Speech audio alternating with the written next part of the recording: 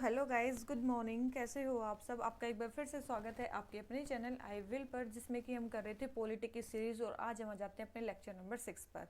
ठीक है, तो चलिए शुरू करते हैं आज के फर्स्ट क्वेश्चन से। और अगर आपको वीडियो अच्छी लगे तो लाइक करना और आप शेयर भी कर सकते हो। अगर आपको इसकी पीडीएफ चाहिए तो आप हमारे टेलीग्राम चैनल को भी ज्वाइन कर सकते हो, जिसका लिंक आपको डिस्क्रिप्शन बॉक्स में मिल जाएगा। ठीक है, तो चलिए शुरू करते हैं आज के फर्स्ट क्वेश्चन से। और जैसा कि मैं आपको हमेशा बोलती हूँ कि इस सीरीज का फ़ायदा आपको तभी होने वाला है जब आप ये जो क्वेश्चंस हैं उनको पहले अपने आप कर लोगे। ठीक है, उसके बाद ही इन क्वेश्चंस को देखोगे, या फिर जैसे ही मैं कोई क्वेश्चन कराती हूँ सबसे पहले वीडियो पॉज करोगे, सबसे पहले उसका आंसर खुद लगाओगे और उसके बाद उस वीडियो को देखोगे। ठीक है, तो इन 50 क्वेश्चंस में से कम आपके जो ठीक होने चाहिए वो होने चाहिए क्वेश्चन 30+। अगर आपके क्वेश्चन ठीक जा रहे हैं तो इसका मतलब आपका जो स्कोर है वो ठीक ठाक आ जाएगा। अगर नहीं जा रहे हैं तो फिर आपको बहुत ही अच्छे से आपकी प्रिपरेशन करनी होगी। ठीक है, अदरवाइज बहुत ज़्यादा मुश्किल हो जाएगा आपका सिलेक्शन होना। ठीक है, तो चलिए शुरू करते हैं आज के फर्स्ट क्वेश्चन से। आज का फर्स्ट क्वेश्चन हमें क्या बोलता है? सबसे पहले है with reference to solar flare. Solar flare के बारे में कंसिडर द फॉलोइंग स्टेटमेंट्स। कुछ स्टेटमेंट को हमें कंसिडर करना है।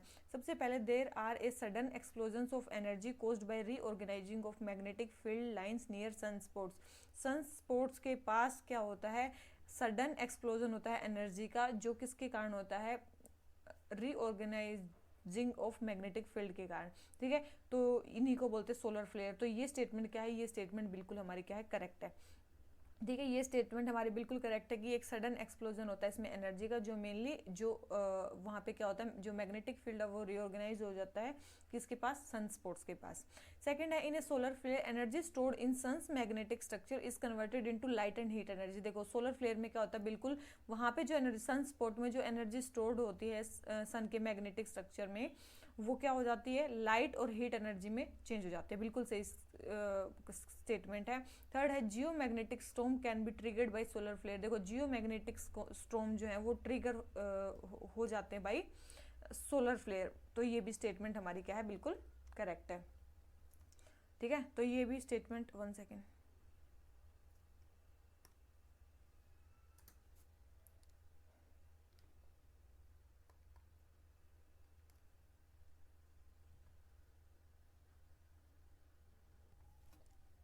तो ये स्टेटमेंट भी हमारी करेक्ट है। तो अब इसका आंसर हम लगा लेते हैं, 1 मिनट।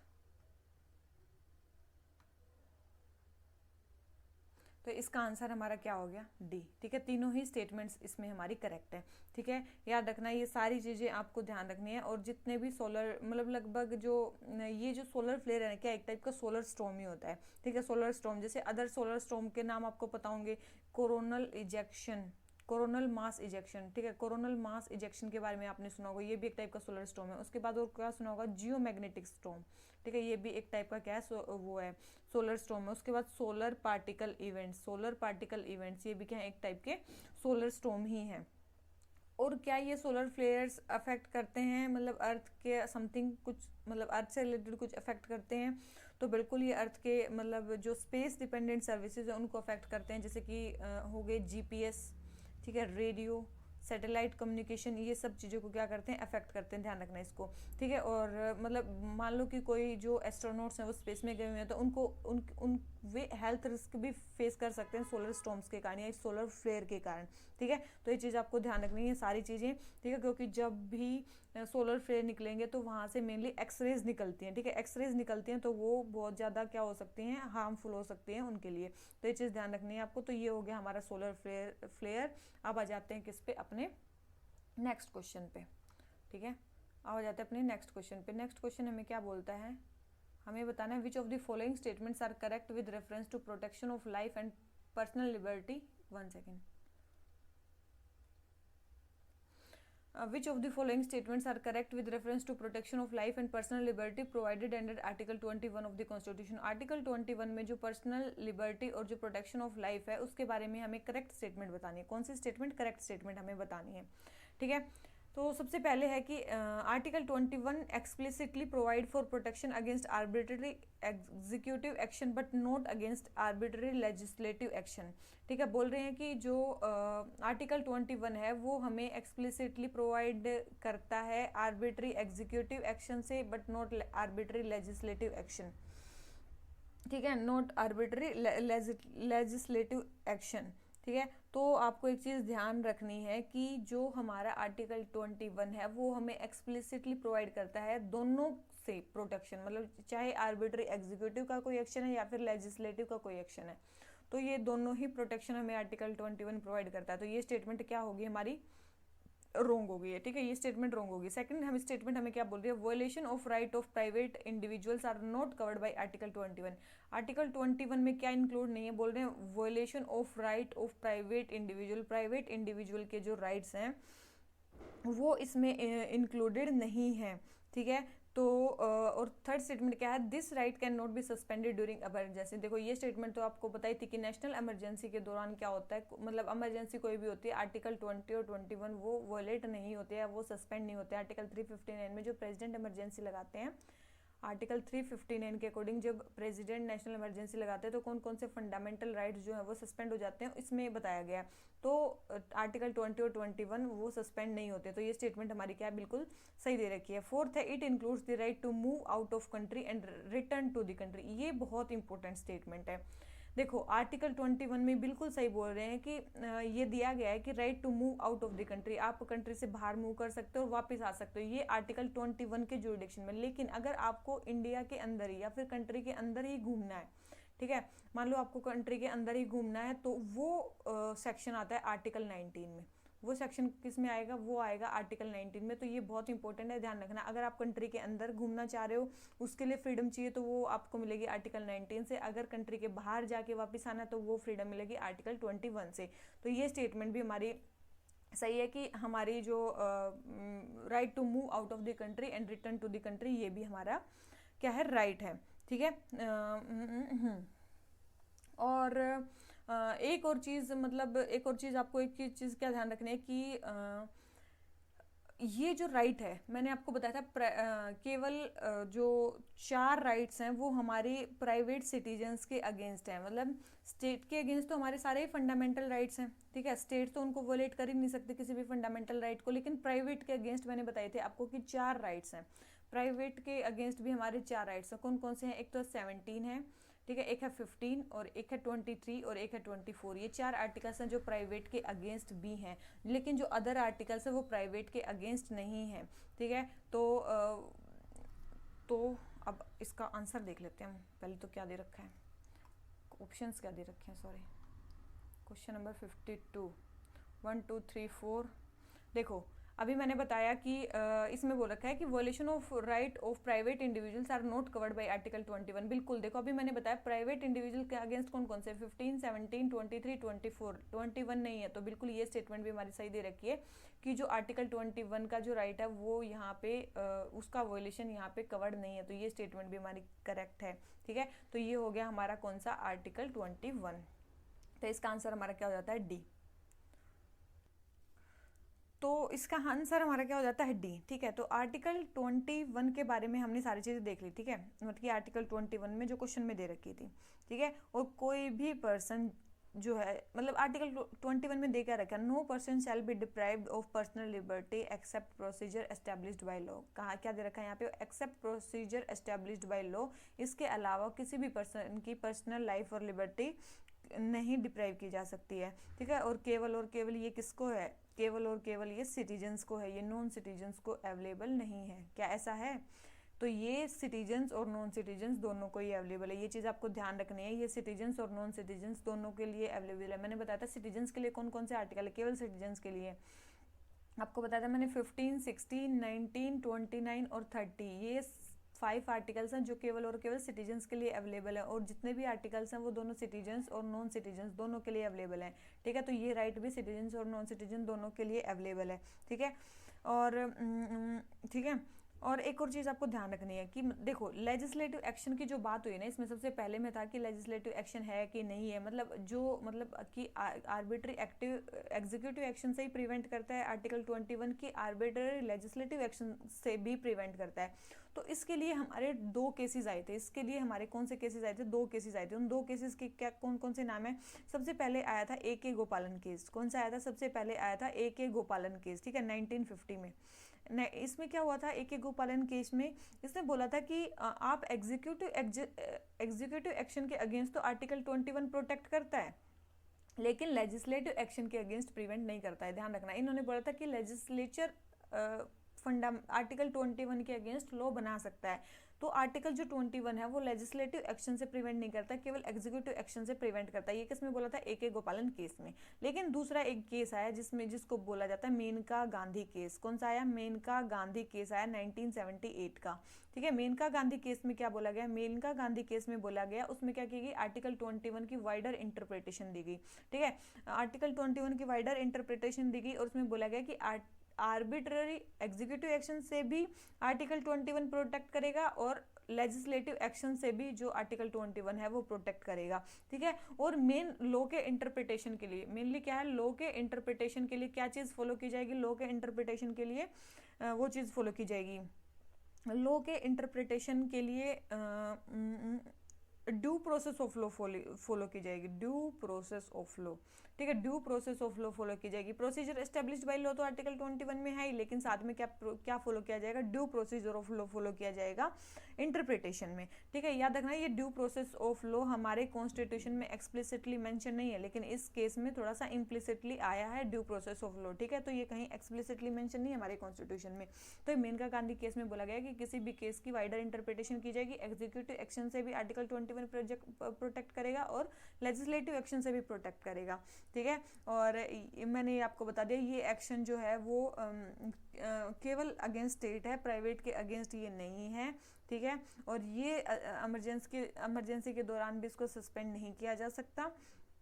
ठीक है, और मैंने आपको बता दिया कि इसके अगर आपको कंट्री से बाहर जाना है, बाहर से अंदर आना है, तो वो जुरिडिक्शन है आर्टिकल 21 का। लेकिन अगर आपको कंट्री के अंदर रहना है, वहीं घूमना है, तो वो किसका इंटरप्रिटेशन है? वो है आर्टिकल 19 का। ठीक है, तो अब आ जाते हैं किस पे? क्वेश्चन नंबर 53 पे। क्वेश्चन नंबर 53 में क्या बोलता है? फंडामेंटल ड्यूटीज के बारे में बताना है। The fundamental duties incorporated in Indian Constitution under Article 51A were inspired from which of the following Constitution? मैं बहुत बार बता चुकी हूँ, अगर आपने ये सीरीज भी अगर अच्छे से देखी है तो आपको पता होगा फंडामेंटल ड्यूटीज कहाँ से ली गई हैं? यूएसएसआर के कॉन्स्टिट्यूशन से। ठीक है, इरीज कॉन्स्टिट्यूशन से हमने क्या लिया है? डीपीएसपी। इरीज से हमने क्या लिया है? डीपीएसपी। ठीक है, याद रखना, इरीज से डीपीएसपी लिया है और मेनली यूएसएसआर से हमने क्या लिया है?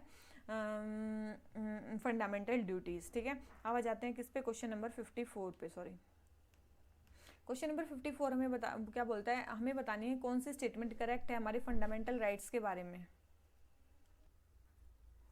तो हमें फर्स्ट स्टेटमेंट बोलती है they are defended and guaranteed by supreme court. सबसे पहले फंडामेंटल राइट्स को जो डिफेंड करता है, जो गारंटी करता है, वो है हमारे सुप्रीम कोर्ट। तो बिल्कुल सही स्टेटमेंट है, बिल्कुल हमारे सुप्रीम कोर्ट ही इसको क्या करते हैं? डिफेंड भी करते हैं और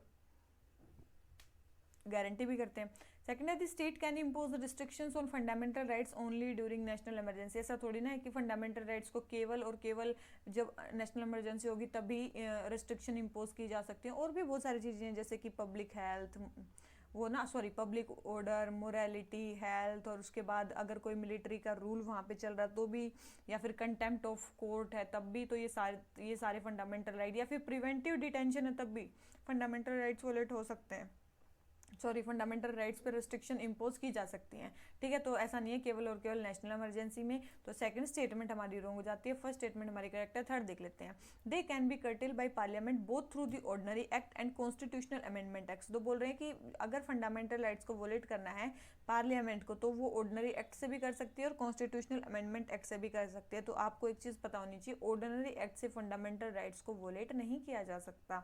ठीक है, केवल और केवल कॉन्स्टिट्यूशनल अमेंडमेंट एक्ट आपको लाना पड़ेगा, तब भी फंडामेंटल राइट्स को वो किया जा सकता है, आप कर्टेल कर सकते हो। ठीक है, और वो भी कब करना पड़ेगा? आपको बेसिक स्ट्रक्चर वोलेट नहीं करना है, आपको बेसिक स्ट्रक्चर मेंटेन रखना है फंडामेंटल राइट्स का। ठीक है, तभी आप उसको कर्टेल कर सकते हो। तो थर्ड स्टेटमेंट भी हमारी क्या होगी? रॉन्ग होगी। तो थर्ड स्टेटमेंट भी रॉन्ग होगी, तो हमारा आंसर क्या आ गया? डी। ठीक है, ये समझ में आया कि कैसे मतलब ये क्वेश्चन हुआ है। तो क्वेश्चन नंबर 54 आंसर हो जाता है डी। अब आ जाते हैं किस पे? क्वेश्चन नंबर 55 पे। Consider the following statements regarding the IUCN initiative green list of protected and conserved areas. IUCN की जो ग्रीन लिस्ट है प्रोटेक्टेड एंड कंजर्व्ड एरिया की, वो देखो नाम पढ़ के ही आपको पता चल रहा है कि IUCN की ग्रीन लिस्ट में कौन से एरिया हैं जहाँ पे जो जिस एरिया में प्रोटेक्टेड है और कंजर्व्ड है जो स्पीसीज है वो, ठीक है। तो इससे ही पता चला नाम से। सबसे पहले the initiative aims to provide a global benchmark to assess whether protected areas are achieving successful conservation outcome through effective governance. बिल्कुल यही है कि ये इनिशिएटिव, ये इसका एम ये है कि एक ग्लोबल बेंचमार्क प्रोवाइड करना, ये असेस करने के लिए कि जो प्रोटेक्टेड एरिया है क्या वो सक्सेसफुल कंजर्वेशन आउटकम अचीव कर भी पा रहे हैं इफेक्टिव गवर्नेंस से या वो नहीं कर पा रहे हैं, ठीक है। सेकेंड है, this selected sites are eligible for monetary assistant under global environment facility. बिल्कुल भी नहीं, देखो जो भी सिलेक्टेड साइट्स हैं उनको कोई मॉनिटरी असिस्टेंस नहीं प्रोवाइड होता है, ठीक है, याद रखना, उनको कोई मॉनिटरी असिस्टेंस प्रोवाइड नहीं होता है। थर्ड है, currently India has no sites that are in list में इंडिया में कोई साइट्स नहीं है। तो आपको एक चीज़ पता होनी चाहिए, आपको एक चीज़ पता होनी चाहिए कि बिल्कुल ये स्टेटमेंट बिल्कुल सही है कि इंडिया में अभी कोई भी ऐसी लिस्ट, मतलब कोई भी ऐसी साइट नहीं है जो ग्रीन लिस्ट में है, ठीक है, ध्यान रखना। ग्रीन लिस्ट में अभी तक कोई साइट नहीं है, मतलब इफेक्टिव गवर्नेंस से अभी तक IUCN ने कोई ऐसी साइट नहीं देखी है जहाँ पे अच्छा काम चल रहा है, ठीक है। तो ये स्टेटमेंट भी हमारी करेक्ट है। तो सेकंड स्टेटमेंट रॉन्ग होगी, first and third statement correct है। तो हमारा आंसर क्या हो जाता है? C, ठीक है। अब आपने इसमें देखा IUCN बहुत सारी लिस्ट निकालता है, वही क्या होते हैं, critically endangered, vulnerable, near threatened, इन सब की लिस्ट निकालता है। IUCN तो बना कब था? 1948 में IUCN बना है। इसके हेडक्वार्टर कहाँ है? स्विट्जरलैंड में। कहाँ है इसके हेडक्वार्टर? स्विट्जरलैंड में इसके हेडक्वार्टर है। उसके बाद ये मतलब क्या ये केवल गवर्नमेंट बॉडीज इसमें मिली हुई हैं, क्या सिविल सोसाइटी ऑर्गेनाइजेशन दोनों से मिलके बना हुआ है? याद रखना, गवर्नमेंट और सिविल सोसाइटी ऑर्गेनाइजेशन सबसे ये मिलके बना हुआ है। तो ध्यान रखना ये है IUCN, ठीक है, international union for conservation of nature, ठीक है। तो ये हो गया हमारा कौन सा क्वेश्चन नंबर 55। अब आ जाते हैं किस पे? क्वेश्चन नंबर 56 पे। तो अब हमें बताना है किसके बारे में, which of the following qualification और conditions are common for both supreme court and high court जजेस। देखो बहुत बार मैं ये चीज़ करवा चुकी हूँ, ठीक है। सुप्रीम कोर्ट के जज के लिए हमें क्या क्या चाहिए, ठीक है, सुप्रीम कोर्ट के जज के लिए हमें क्या चाहिए? वो सिटीजन ऑफ इंडिया होने चाहिए, सबसे पहली बात, ठीक है, सिटीजन ऑफ इंडिया होने चाहिए। उसके बाद वो हाई कोर्ट के जज होने चाहिए, कितने साल तक? 5 साल तक कम से कम। उसके बाद वो हाई कोर्ट में एडवोकेट रहने चाहिए, कितने साल तक? 10 ईयर्स तक। या फिर वो प्रेसिडेंट की आइज में डिस्टिंग्विश जूरिस्ट हो सकते हैं। तो ये 4 कंडीशन होनी चाहिए, तब आप सुप्रीम कोर्ट के जज बन सकते हो। हाई कोर्ट के जज बनने के लिए आपकी क्या क्वालिफिकेशन होनी चाहिए? सिटीजन ऑफ इंडिया तो आप होने ही चाहिए। उसके बाद आपको जुडिशियल ऑफिस होना चाहिए आपके पास 10 ईयर्स का। यही डिफरेंस है, मैंने आपको जब भी पढ़ा रही थी मैं ये बता रही थी कि इनके पास जुडिशियल ऑफिस होना चाहिए 10 ईयर्स का। यहाँ पे केवल आपको जज करनी है 5 साल, यहाँ पे आपको 10 साल चाहिए। उसके बाद हाई कोर्ट में एडवोकेसी चाहिए आपको 10 ईयर्स की। बस केवल अगर आपके पास ये 3 कंडीशन है तो ही आप हाई कोर्ट के जज बन सकते हो। यहाँ पे डिस्टिंग्विश जूरिस्ट वाला कोई काम नहीं है। तो अब देखो हमें बतानी कॉमन चीज़ें क्या क्या हैं। सबसे पहले should be A distinguish jurist, नहीं, डिस्टिंग्विश जूरिस्ट केवल सुप्रीम कोर्ट का जज बन सकता है, हाई कोर्ट का जज नहीं बन सकता है। तो ये चीज़ कॉमन नहीं है, तो फर्स्ट स्टेटमेंट तो होगी हमारी रॉन्ग, ठीक है। सेकंड है नो मिनिमम एज, बिल्कुल एज तो इसमें कोई मतलब एज का कोई क्राइटेरिया नहीं है, ये सही है। थर्ड है एडवोकेट ऑफ हाई कोर्ट और high courts in succession for 10 years. देखो 10 ईयर्स तक हाई कोर्ट में एडवोकेसी वो इम्पोर्टेंट है, ठीक है, मैंने बताया था वो बहुत इंपॉर्टेंट है। तो ये स्टेटमेंट क्या है हमारी? करेक्ट है। 10 ईयर्स तक एडवोकेसी, देखो इसमें भी 10 ईयर्स तक एडवोकेसी मैंने लिखी है, इसमें भी 10 ईयर्स तक एडवोकेसी लिखी है। तो दोनों ही स्टेटमेंट हमारी करेक्ट है। तो हमारा आंसर क्या आ गया? डी, ठीक है। अगर आप बहुत ही अच्छे से चीज़ों को करोगे, देखो इनमें कोई डिफरेंस नहीं है, बहुत आसान है। अभी मैंने बता दिया, अगर आपने पिछले लेक्चर्स में भी नहीं देखा है तो अभी भी आप इसको याद कर लो, ठीक है, बहुत ही आसान है, कोई बहुत ज़्यादा बड़ी बड़ी चीज़ें नहीं है, ठीक है। तो ये हो गया हमारा क्वेश्चन नंबर 56। आ जाते हैं 57 पे। Which of the following articles of Indian Constitution relate to opportunity for education for children between the age of 6 and 14? देखो बहुत इंपॉर्टेंट आर्टिकल है। 86 constitutional amendment act, 86 constitutional amendment act हुआ था 2002 में, ठीक है। तो उसमें 3 जगह एजुकेशन के आर्टिकल डाला गया था कॉन्स्टिट्यूशन में। 3 जगह मतलब कहाँ पे? एक तो डाला गया था फंडामेंटल ड्यूटी में। कहाँ डाला गया था? एक तो फंडामेंटल ड्यूटी में, और फंडामेंटल ड्यूटी किस आर्टिकल के अंडर आती है? 51A के अंडर। एक डाला गया था आर्टिकल 45 में, और ये किसके अंदर आता है? DPSP के अंडर। और एक डाला गया था आर्टिकल 21A के अंडर, ठीक है, जिसमें राइट टू एजुकेशन प्रोवाइड किया गया था। आर्टिकल 21A और आर्टिकल 51A इन 2 के अंडर ये डाला गया था, ठीक है। अगर आर्टिकल 45 भी इसमें होता तो वो भी इसमें आ जाता, ठीक है। तो ये जो एज है 6 से 14 ईयर्स तक की एज के बच्चे को एजुकेशन की अपॉर्चुनिटी प्रोवाइड करनी है, ये कहाँ पे प्रोवाइड किया गया है? आर्टिकल 21A में और 51A में। आर्टिकल 45 में क्या बोला गया? आर्टिकल 45 में बोला गया कि ये स्टेट की रिस्पॉन्सिबिलिटी है, जब तक बच्चे 6 साल का नहीं होता तब तक उसके लिए जो एजुकेशनल अपॉर्चुनिटी प्रोवाइड करना ये स्टेट की रिस्पॉन्सिबिलिटी है। जब तक बच्चा कितने साल का नहीं होता? 6 साल का नहीं होता, ठीक है। और 6 साल से 14 ईयर्स तक कौन सा आर्टिकल्स आते हैं? 51A और 21A। तो ध्यान रखना, जब 6 साल तक का जब तक बच्चा नहीं होता तब तक आर्टिकल 45 आएगा, तो वो स्टेट की रिस्पॉन्सिबिलिटी होगी। फिर किसकी रिस्पॉन्सिबिलिटी है? फिर पेरेंट्स की, मतलब फंडामेंटल ड्यूटी में क्या बोला गया कि ये पेरेंट्स या वार्ड्स की रिस्पॉन्सिबिलिटी है कि वो अपने बच्चों को 6 से लेके 14 ईयर्स तक वो पढ़ाएं, ठीक है। तो वो फंडामेंटल ड्यूटी है। और आर्टिकल 21 में क्या? राइट टू एजुकेशन, सबको अधिकार है पढ़ने का। तो ये क्वेश्चन नंबर 57 हो गया हमारा कंप्लीट। आ जाते हैं किस पे? क्वेश्चन नंबर 58 पे। हमें बताना है फायर रेडी फॉर्मूला के बारे में। फायर रेडी फॉर्मूला बोल रहे हैं फ्यूचर वाइल्ड फायर्स को टैकल करने के लिए कौन सी ऑर्गेनाइजेशन ने बनाया है? ये फायर रेडी फॉर्मूला किसका है? देखो, सबसे पहले तो ये फायर रेडी फॉर्मूला है क्या? देखो, फायर रेडी फॉर्मूला बहुत इंपॉर्टेंट है। बोल रहे हैं कि मतलब वो बोलते हैं ना कि इसमें ये बोल रहे हैं कि दो चीज़ें हैं, 66% अमाउंट और 33%, मतलब टोटल मान लो कि आप 100 रुपये खर्च करने वाले हो, तो उसमें से 66% अमाउंट आप किस पे स्पेंड करोगे? प्लानिंग पे। ये बोल रहे हैं कि आपको प्लानिंग पे खर्च करने हैं 66% पैसे, प्लानिंग पे, प्रिवेंशन पे, प्रिपेयर्डनेस पे, मतलब डिजास्टर होने से पहले ही 66% पैसे आपको खर्च कर देने हैं उसकी प्लानिंग में, ठीक है। प्लानिंग में, प्रिपरेशन में, प्रिवेंशन में, रिकवरी में, ठीक है। ये सारी चीज़ें आपको 66% अमाउंट आपको स्पेंड कर देना है। उसके बाद बचा आपका 33% अमाउंट आपको, या फिर 34% अमाउंट, ठीक है। 34% अमाउंट आपको कब खर्च करना है? जब रिस्पॉन्स हो, ठीक है, जब डिजास्टर हो जाए तब उसके लिए 33%। तो ये है हमारा फायर रेडी फॉर्मूला कि आपको पहले ही रेडी रहना है अगर वाइल्ड फायर्स हो रही हैं कहीं पे तो उसके लिए, ठीक है। तो ये किसका है? तो याद रखना ये किसका है? यूएनईपी का है। ये किसका है? ये यूएनईपी का फॉर्मूला है, फायर रेडी फॉर्मूला। क्या इंडिया भी, मतलब इंडिया में भी तो वाइल्ड फायर लगती हैं, ठीक है। तो वैसे भी पास्ट 2 डिकेड्स में इंडिया की वाइल्ड फायर जो है उनमें 10 फोल्ड इंक्रीज हो गया। कितना हो गया? 10 फोल्ड इंक्रीज हो गया है इंडिया की वाइल्ड फायर्स में। तो क्या इंडिया भी उसके लिए कोई प्रोग्राम चला रहा है? बिल्कुल जी, बिल्कुल प्रोग्राम चला रहा है। सबसे पहले तो national action plan on forest fires, ठीक है। National action plan on forest fires ये कब का है? 2018 का ये हमारा प्रोविजन है, ये फॉरेस्ट फायर्स को रिड्यूस करने के लिए।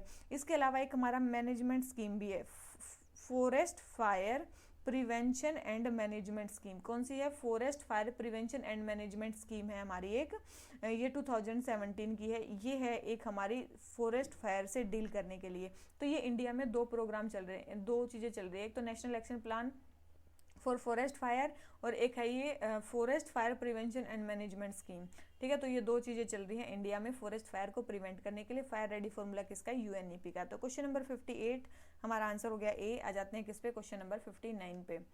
पोलियो के बारे में बताना है। सबसे पहले एक वायरल डिजीज़ है, बिल्कुल वायरल डिजीज़ है और मेनली 5 साल से कम के बच्चों को अफेक्ट करती है। सेकेंड है all its 3 types of strains have been eradicated. देखो, ऑल, ओनली, ये टाइप की स्टेटमेंट्स हमेशा मतलब लगभग रॉन्ग होती हैं। तो ये स्टेटमेंट भी हमारी रॉन्ग है कि सारे टाइप के स्ट्रेन्स अभी इरेडिकेट नहीं हुए हैं। क्यों नहीं हुए हैं? क्यों मैं ये ऐसा बोल रही हूँ? क्योंकि जो टाइप 1 वाला है ना, टाइप 2 जो है वो 1999 में इरेडिकेट हो गया था। टाइप 3 का कोई केस 2012 से नहीं आया, लेकिन टाइप जो 1 है, मेनली 3 स्ट्रेन्स हैं 1 2 3, लेकिन जो टाइप 1 है वो फरवरी 2022 में अभी पाकिस्तान वगैरह में देखा गया, पाकिस्तान, अफगानिस्तान, वहाँ पे देखा गया है। तो अभी मतलब सारे स्ट्रेन अभी खत्म नहीं हुए। तो सेकंड स्टेटमेंट रॉन्ग हो गई हमारी, और सेकंड स्टेटमेंट रॉन्ग होती है, डायरेक्ट हमारा आंसर क्या आ गया? सी। इट में अफेक्ट द स्पाइनल कोड, बिल्कुल ये स्पाइनल कोड को भी अफेक्ट कर सकती है और मस्कुलर वीकनेस भी कर सकती है और पैरालिसिस भी कर सकती है। तो थर्ड स्टेटमेंट हमारी करेक्ट होगी। तो 59 आंसर क्या हो गया हमारा? सी। और याद रखना इसके लिए कोई क्योर नहीं है, केवल वैक्सीन ही आप इसके लिए लगा सकते हो। एक आपने सुना होगा ओरल पोलियो वैक्सीन का, ठीक है, ओरल पोलियो वैक्सीन जो लगाई जाती है, और एक लगाई जाती है इंजेक्टेबल पोलियो वैक्सीन, ठीक है। एक है ओरल पोलियो वैक्सीन, एक है इंजेक्टेबल पोलियो वैक्सीन। ये कब लगाई जाती है? डीपीटी का टीका लगता है ना, उसकी 3rd डोज के साथ ये इंजेक्टेबल पोलियो वैक्सीन लगाई जाती है। और कौन कौन से प्रोग्राम चल रहे हैं इसके लिए? यूनिवर्सल इम्यूनाइजेशन प्रोग्राम एक तो चल रहा है, ठीक है। एक चल रहा है पल्स पोलियो प्रोग्राम, ठीक है, पल्स पोलियो प्रोग्राम भी चल रहे हैं जिसमें मेनली ओरल पोलियो वैक्सीन दी जा रही है। पल्स पोलियो प्रोग्राम में कौन सी वैक्सीन दी जा रही है? ओरल पोलियो वैक्सीन, ठीक है। उसके बाद अगर बात करें ग्लोबल लेवल पे कोई इनिशिएटिव चल रहा है पोलियो के लिए, बिल्कुल ग्लोबल लेवल पे भी एक इनिशिएटिव चल रहा है जिसको बोलते हैं ग्लोबल पोलियो इरेडिकेशन इनिशिएटिव। कौन सा चल रहा है? ग्लोबल पोलियो इरेडिकेशन इनिशिएटिव चल रहा है। ये 1998 का है और किसने चलाया है?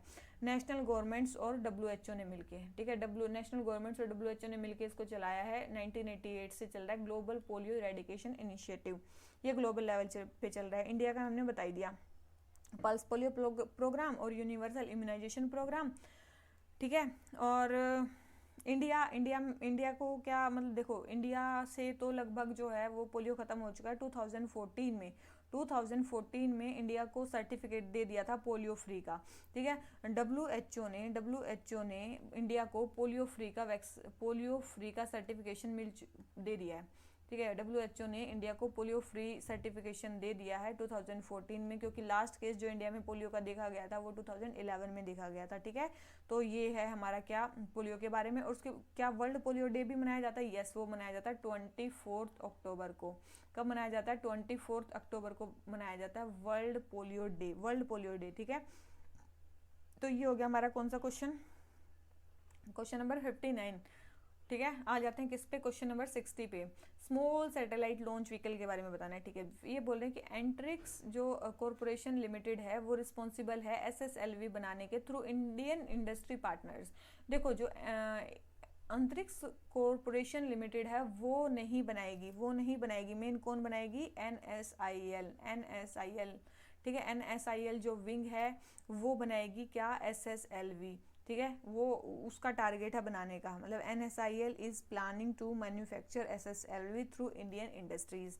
तो ये स्टेटमेंट रॉन्ग होगी फर्स्ट स्टेटमेंट। सेकंड है it is capable to launch up to 500 kg satellite into geostationary orbit. देखो ये 500 kg सैटेलाइट को ले तो जाएगी लेकिन जियो स्टेशनरी में नहीं लेके जाएगी। कहाँ लेके जाएगी? लो अर्थ ऑर्बिट में। स्मॉल सैटेलाइट लॉन्च व्हीकल है ये, ठीक है। तो लो अर्थ ऑर्बिट में लेके जाएगी जो कहाँ पे लगभग 500 किलोमीटर तक का है, तो वहां तक ये लेके जाएगी। तो ये सेकंड स्टेटमेंट भी रॉन्ग होगी। थर्ड बोल रहे हैं ये 4 स्टेज लॉन्च व्हीकल है, बिल्कुल गलत स्टेटमेंट है। ये 3 स्टेज लॉन्च व्हीकल है, बहुत इंपॉर्टेंट। ये 3 स्टेज लॉन्च व्हीकल है, ठीक है। 3 स्टेज ये लॉन्च व्हीकल है, बहुत इंपॉर्टेंट है। और सारी स्टेजेस क्या हैं? सारी स्टेजेस सॉलिड है। सारी स्टेजेस क्या है? सारी स्टेजेस सॉलिड है और 3 स्टेज है, ये फर्स्ट थर्ड ये नहीं है। तो थर्ड स्टेटमेंट भी हमारी रॉन्ग हो जाती है, ठीक है। तो तीनों ही स्टेटमेंट हमारी रॉन्ग है, कौन सी सही नहीं है? तो तीनों ही सही नहीं है, ठीक है। तो हमारा आंसर क्या हो गया?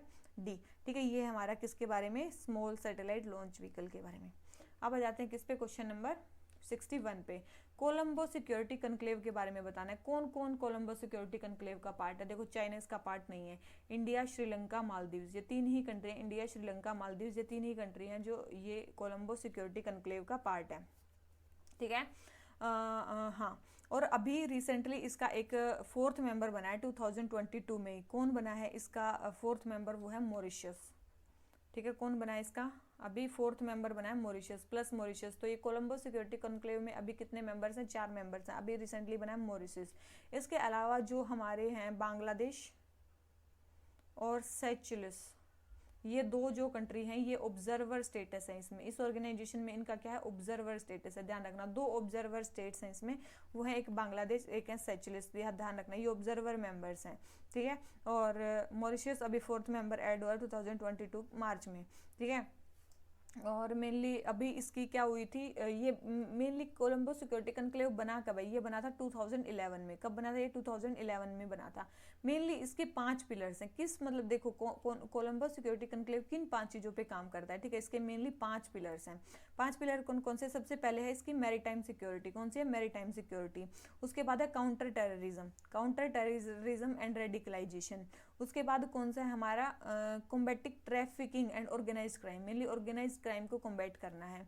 इसके बाद हमारा कौन सा इसका टारगेट है? Cyber security and critical infrastructure and technology, ठीक है। Cyber security, critical infrastructure and technology. और इसके अलावा 5th कौन सा पिलर है इसका? एक है humanitarian assistance and disaster relief, ठीक है। तो ये 5 पिलर के ऊपर काम कर रही है कौन सी? Colombo security conclave. अभी रिसेंटली NIA ने इसको होस्ट किया था, इसीलिए न्यूज़ में थी। NIA ने अभी रिसेंटली इसको होस्ट किया था और ये पहली वर्चुअल वर्कशॉप हुई थी डेवलपमेंट तो साइबर सिक्योरिटी कैपेबिलिटीज़ को डेवलप करने में मेनली किस पे हुई थी, साइबर सिक्योरिटी कैपेबिलिटीज़ को डेवलप करने में किसके लिए, डिफेंस ऑपरेशंस के लिए, डार्क वेब हैंडलिंग के लिए एंड डिजिटल फोरेंसिक के लिए।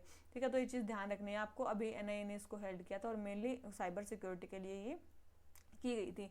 तो ये 5 पिलर्स पे मेनली बेस है। तो क्वेश्चन नंबर 61 हमारा आंसर क्या हो गया, बी।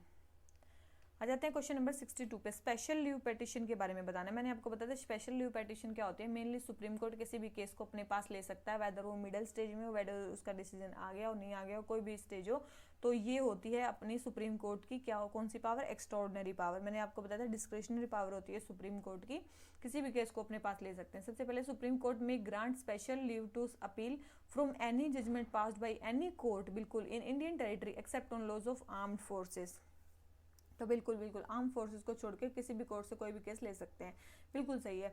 सेकंड है, it can be filed against any order of high court refusing to grant the certificate of fitness for appeal to the supreme court at any time, बिल्कुल ये दी जा सकती है। तो दोनों ही स्टेटमेंट हमारी करेक्ट है, तो हमारा आंसर क्या आ गया, सी।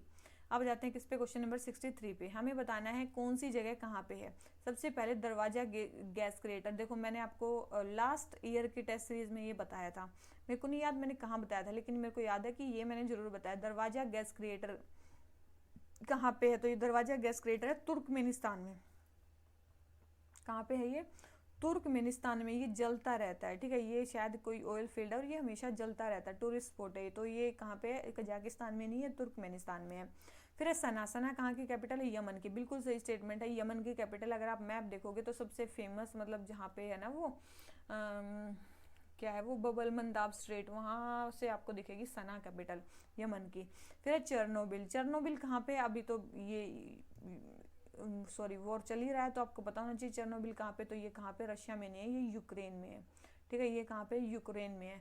और फिर फोर्थ है रेनकोजी टेम्पल, ये कहाँ पे, ये कहाँ पे, रेनकोजी टेम्पल है जापान में, बुद्धिस्ट टेम्पल है, ये कहाँ पे, जापान में, भूटान में नहीं है, ठीक है, कहाँ पे, जापान में है। तो ये स्टेटमेंट भी रॉन्ग होगी। तो केवल और केवल सेकंड स्टेटमेंट करेक्ट है हमारी, और सारी स्टेटमेंट रॉन्ग है। तो देखो ये सारी चीज़ें आपको पता ही होनी चाहिए, कौन सी जगह कहाँ पे है, नॉर्मली ये न्यूज़ में आती रहती है। अब जाते हैं क्वेश्चन नंबर 64 पे। हमें क्या बोलता है, हमें रिलीजन और रिलीजियस अफेयर्स के बारे में बताना है जो हमारे कॉन्स्टिट्यूशन में मेंशन है। सबसे पहले क्या कॉन्स्टिट्यूशन में मेंशन है, carrying of kirpans to be included in profession of Sikh religion, बिल्कुल, कृपान को रखना सिख रिलीजन में वो है, इंक्लूड किया गया है। सेकेंड है the term Hindus would include six and Buddhist, बिल्कुल हिंदूज में सिक्स एंड बुद्धिस्ट को भी इंक्लूड किया गया है, ठीक है। थर्ड है the state has to make efforts to ban the slaughtering of cow, बिल्कुल स्टेट को एफर्ट करना पड़ेगा काउस की स्लॉटरिंग को रोकने के लिए, ये स्टेटमेंट भी बिल्कुल सही है। सारी चीज़ें हमारे कॉन्स्टिट्यूशन में मेंशन की गई हैं, ठीक है। तो इसका आंसर हमारा क्या हो गया, सी, ठीक है, सारी चीज़ें मेंशन की गई हैं। अब जाते हैं किस पे, क्वेश्चन नंबर 65 पे। कंटेम्प्ट ऑफ कोर्ट के बारे में बताना है। कंटेम्प्ट ऑफ कोर्ट, सबसे पहले यदि contempt of court has both legislative and constitutional banking, देखो कंटेम्प्ट ऑफ कोर्ट की लेजिस्लेटिव और कॉन्स्टिट्यूशनल दोनों ही बैकिंग होती हैं, ठीक है। तो याद रखना बिल्कुल मतलब कॉन्स्टिट्यूशनल बैकिंग भी है और लेजिस्लेटिव बैकिंग भी है। कॉन्स्टिट्यूशनल बैकिंग क्यों है, क्योंकि आर्टिकल 129 के अकॉर्डिंग कंटेम्प्ट ऑफ कोर्ट आप पे लग सकता है। और अगर बात करें लेजिस्लेटिव की, तो कंटेम्प्ट ऑफ कोर्ट एक्ट भी बना हुआ है, कंटेम्प्ट ऑफ कोर्ट एक्ट भी बना हुआ है 1971, ठीक है, तो उसके अकॉर्डिंग भी लगता है। तो इसकी लेजिस्लेटिव और कॉन्स्टिट्यूशनल दोनों ही बैकिंग है। सेकंड है the consent of CJ chief justice is mandatory when one individual wants to initiate a case of contempt of court against another individual. देखो अगर कोई एक इंडिविजुअल दूसरे इंडिविजुअल के अगेंस्ट कोई कंटेम्प्ट ऑफ कोर्ट लगाना चाहता है, तो याद रखना सीजीआई का कंसेंट इंपॉर्टेंट नहीं है, किसका कंसेंट चाहिए है हमें, अटॉर्नी जनरल का। किसका हमें कंसेंट चाहिए, अटॉर्नी जनरल का, बहुत इंपॉर्टेंट है। जो कोई एक पर्सन दूसरे इंडिविजुअल के अगेंस्ट कंटेम्प्ट ऑफ कोर्ट लगाना चाहता है, तो वो उसको चाहिए किसकी परमिशन, अटॉर्नी जनरल की कंसेंट उसको रिक्वायरमेंट है, ठीक है, अटॉर्नी जनरल की कंसेंट। अगर स्टेट का कोई केस है तो अगर स्टेट का कोई केस है तो उसके लिए किसकी होगी, एडवोकेट जनरल की, ठीक है। तो मेनली अटॉर्नी जनरल के लिए मैंडेटरी। तो सेकंड स्टेटमेंट रॉन्ग होगी, फर्स्ट स्टेटमेंट करेक्ट है। तो हमारा आंसर क्या आ गया, ए। और मेनली कंटेम्प्ट ऑफ कोर्ट कितने टाइप के होते हैं, दो टाइप के होते हैं, आपने सुना होगा। एक तो होता है सिविल कंटेम्प्ट और एक होता है हमारा क्रिमिनल कंटेम्प्ट, ठीक है, सिविल कंटेम्प्ट और क्रिमिनल कंटेम्प्ट। सिविल कंटेम्प्ट में क्या होता है, मेनली विलफुल डिसोबीडियंस, जो कोर्ट के ऑर्डर से अगर आप उसका विलफुल डिसओबीडियंस करोगे तो वो आएगा सिविल कंटेम्प्ट में। क्रिमिनल कंटेम्प्ट में क्या आएगा, या तो आप स्कैंडलाइज या लोअर कर रहे हो अथॉरिटी ऑफ कोर्ट को, स्कैंडलाइज कर रहे हो अथॉरिटी ऑफ कोर्ट को, या फिर आप इंटरफेयर कर रहे हो जुडिशियल प्रोसीडिंग में, या फिर क्या कर रहे हो आप इंटरफेयर कर रहे हो जुडिशियल प्रोसीडिंग में, या फिर ऑब्स्ट्रक्ट कर रहे हो आप किसको, एडमिनिस्ट्रेशन ऑफ जस्टिस को, ठीक है, या फिर ऑब्स्ट्रक्ट कर रहे हो एडमिनिस्ट्रेशन ऑफ जस्टिस को। 3 केस आते हैं किसमें, क्रिमिनल कंटेम्प्ट ऑफ कोर्ट में। अगर ये 3 केस हो रहे हैं तो आपके खिलाफ लगेगा क्रिमिनल कंटेम्प्ट ऑफ कोर्ट।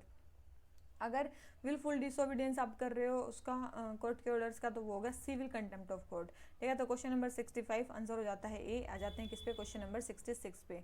हमें बताना है ऑनलाइन इलेक्शंस कैंपेन के बारे में, ठीक है, देख लेते हैं भाई।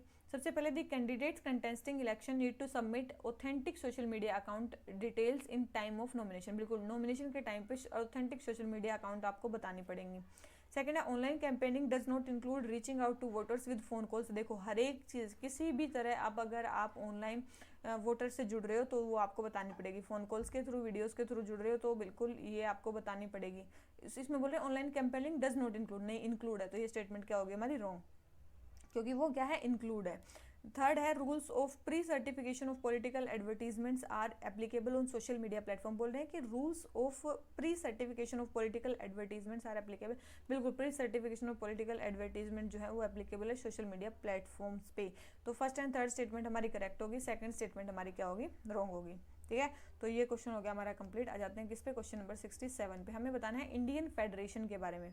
किसके बारे में, इंडियन फेडरेशन के बारे में। सबसे पहले the constitution of India empowers the parliament to alter the territory of states without their consent. बोले कि जो कॉन्स्टिट्यूशन है वो इम्पावर करता है पार्लियामेंट को कि वो टेरिटरी ऑफ स्टेट्स को अल्टर कर सकते हैं बिना स्टेट्स की कंसेंट के। तो बिल्कुल सही स्टेटमेंट है ये, बिना स्टेट्स की कंसेंट के उनकी टेरिटरी को अल्टर किया जा सकता है पार्लियामेंट के द्वारा, अगर पार्लियामेंट चाहे तो, ठीक है, अगर पार्लियामेंट चाहे तो। बिल्कुल सही स्टेटमेंट है ये, ऐसा किया जा सकता है। और ये कैसा कहाँ पे प्रोवाइड किया गया है, आर्टिकल 3 ऑफ द कॉन्स्टिट्यूशन में। फिर सेकंड है Indian federation is an indestructible union of destructible state. देखो अभी तो स्टेट्स को इन्होंने क्या किया, इनकी बाउंड्री को, टेरिटरी को क्या किया, अल्टर किया, और बिना पूछे किया। इसका मतलब इनडिस्ट्रक्टिबल स्टेट्स तो नहीं है, स्टेट्स को तो डिस्ट्रक्टिबल किया जा सकता है, तो ये स्टेटमेंट रॉन्ग होगी। इनडिस्ट्रक्टिबल यूनियन, बिल्कुल यूनियन को आप डिस्ट्रॉय नहीं कर सकते, लेकिन वो डिस्ट्रक्टिबल स्टेट्स हैं, इनडिस्ट्रक्टिबल स्टेट्स नहीं है, तो डिस्ट्रक्टिबल स्टेट्स हैं, तो ये स्टेटमेंट भी हमारी रॉन्ग होगी। तो second statement wrong, first statement correct, answer आ गया ए।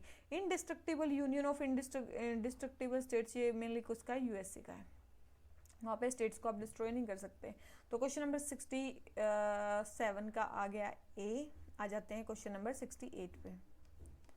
सवर्ण सिंह कमेटी के बारे में आपको बताना है, ठीक है। सवर्ण सिंह कमेटी किसके लिए बनी थी, डीपीएसपी के लिए बनी थी। किसके लिए बनी थी, डीपीएसपी के लिए बनी थी।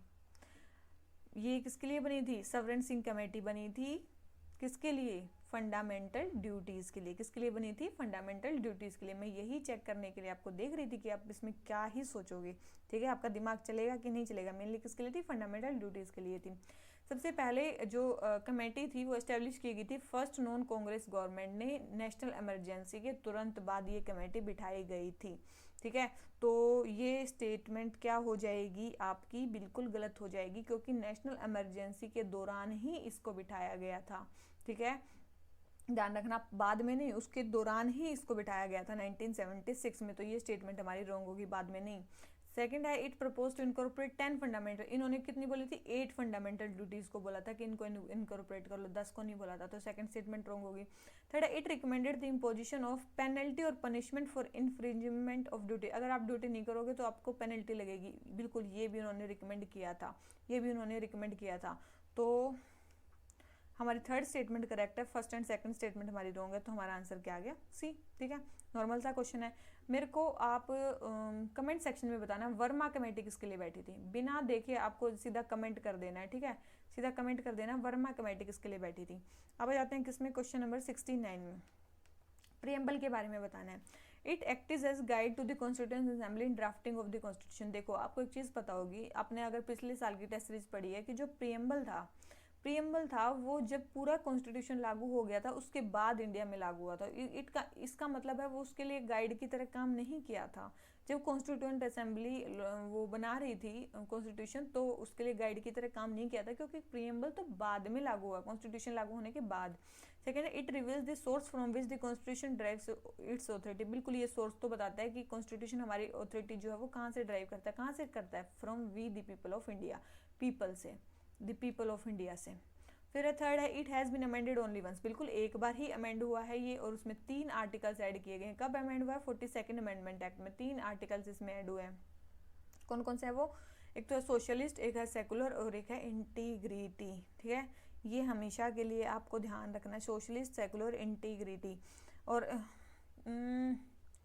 प्रीएम्बल के साथ 3 केसेस हमारे जुड़े हुए हैं। कौन कौन से केस जुड़े हुए हैं ध्यान रखना। एक तो बारबरी यूनियन केस, मैं बार बार नहीं बताऊंगी, ठीक है। फिर है केशवानंद भारती केस, और उसके बाद है LIC of India case. Berubari union case it is part of the constitution. Kesavananda Bharati case, sorry, it is not part of the constitution. Berubari union ने क्या बोला था? It is not part of the constitution. Kesavananda Bharati ने it is part of the constitution. LIC of India case ने क्या बोला था? It is integral part of the constitution. ठीक है, तो क्वेश्चन नंबर 69 हमारा second and third statement correct है, और फर्स्ट स्टेटमेंट हमारी रॉन्ग है, तो हमारा आंसर क्या आ जाता है? बी। अब आ जाते हैं हम किस पे? क्वेश्चन नंबर 70 पे। क्वेश्चन नंबर 70 में क्या बोलता है? गवर्नमेंट ऑफ इंडिया एक्ट 1935 के बारे में बताना। ओके जी, सबसे पहले है इन्होंने यहाँ पे एस्टेब्लिश हुई थी ऑल इंडिया फेडरेशन, जिसमें प्रिंसली स्टेट्स नहीं थी, याद रखना, उसमें प्रिंसली स्टेट्स भी थी। ठीक है, याद रखना, उसमें प्रिंसली स्टेट्स भी थी, ऐसा नहीं है उसमें प्रिंसली स्टेट्स नहीं थी, ऑल इंडिया फेडरेशन में प्रिंसली स्टेट्स भी थी। सेकंड है यहाँ पे डायर की एस्टेब्लिश की गई सेंटर पे, बिल्कुल यहाँ पे सेंटर पे डायर की एस्टेब्लिश की गई थी, तो फर्स्ट स्टेटमेंट रॉन्ग होगी, सेकंड स्टेटमेंट करेक्ट है, तो हमारा आंसर क्या आ गया? बी। अब आ जाते हैं किस पे? क्वेश्चन नंबर 71 पे। देखो 71 पे जाने से पहले मैं आपको कुछ चीज़ें और बता देती हूँ। गवर्नमेंट ऑफ इंडिया एक्ट 1935 में केवल ये 2 चीज़ें तो नहीं हुई होंगी, और भी कुछ हुआ होगा। देखो यहाँ पे एक तो बना था फेडरल कोर्ट, ठीक है, आपको याद होगा कि यहाँ पे सबसे पहले एक तो बना था फेडरल कोर्ट, एस्टेब्लिश हुआ था इसके अकॉर्डिंग। यहाँ पे फेडरल पब्लिक सर्विस कमीशन भी इसके अकॉर्डिंग एस्टेब्लिश हुआ था, ज्वाइंट पब्लिक सर्विस कमीशन भी, और एक था प्रोविंशियल पब्लिक सर्विस कमीशन। ये 3 पब्लिक सर्विस कमीशन इसके अकॉर्डिंग एस्टेब्लिश हुए थे इस एक्ट के अकॉर्डिंग। इसके अलावा जो RBI हमारा, वो भी इसके अकॉर्डिंग एस्टेब्लिश हुआ था। इसके बाद यहाँ पे जो है फ्रेंचाइजी जो थी वो इंक्रीज कर दी थी इलेक्शंस की। ठीक है, कितनी कर दी थी? अप्रोक्स 10% ऑफ पॉपुलेशन तक इंक्रीज कर दी थी। उसके बाद यहाँ पे सेपरेट इलेक्टोरेट प्रोवाइड किया गया था 3 सेक्शंस को। किस किस को? 3 सेक्शंस को। एक तो डिप्रेस्ड क्लासेस को, SC ST को, उसके बाद एक वुमेन को, और एक किया था लेबर को। ये 3 चीज़ बहुत इंपॉर्टेंट है, ध्यान रखना। ठीक है, मोर्ले मिंटो में किसको किया था? मोर्ले मिंटो में किसने में किया था? मुस्लिम्स को सेपरेट इलेक्टोरेट दिया था। उसके बाद 1919 वाला एक्ट है चेम्सफोर्ड रिफॉर्म्स वाला, उसमें किसको दिया था? 3 कम्युनिटीज़ को दिया था। और जो 3 कम्युनिटीज़ थी, मेरे को कमेंट सेक्शन में बताओ। ठीक है, ये चीज़ आप है ना कमेंट सेक्शन में बताओ मेरे को, किन 3 कम्युनिटीज़ को यहाँ पे सेपरेट इलेक्टोरेट प्रोवाइड किया गया था 1990 के एक्ट में, और यहाँ पे 1935 में 3 को किया गया। वो थे कौन से? Depressed classes, women and labour.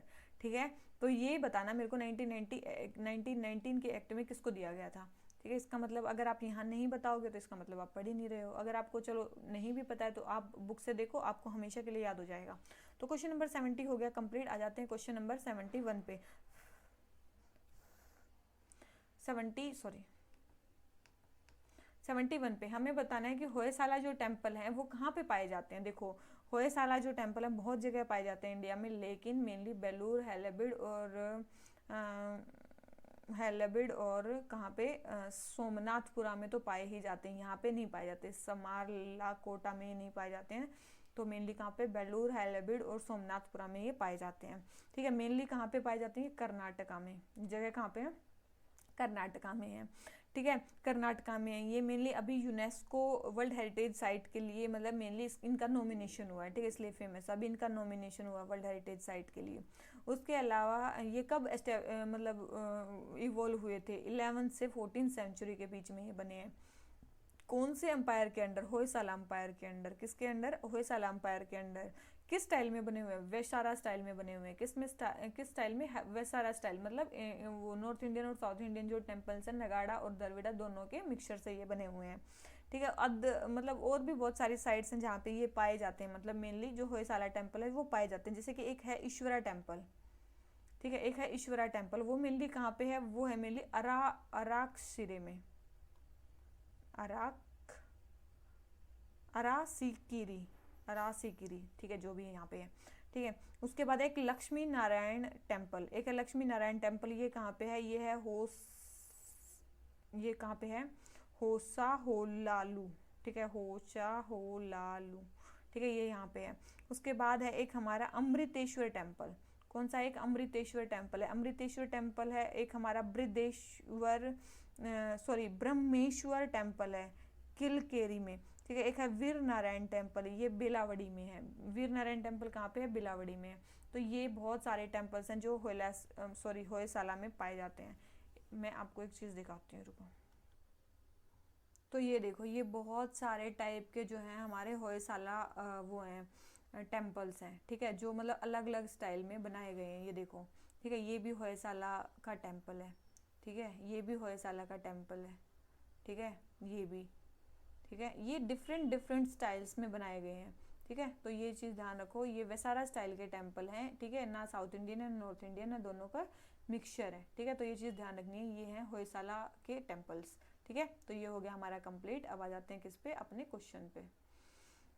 Hoysala के हो गए क्वेश्चन नंबर 71। आ जाते हैं किस पे, क्वेश्चन नंबर 72 पे। ओवरसीज सिटीजन ऑफ इंडिया के बारे में बताना है।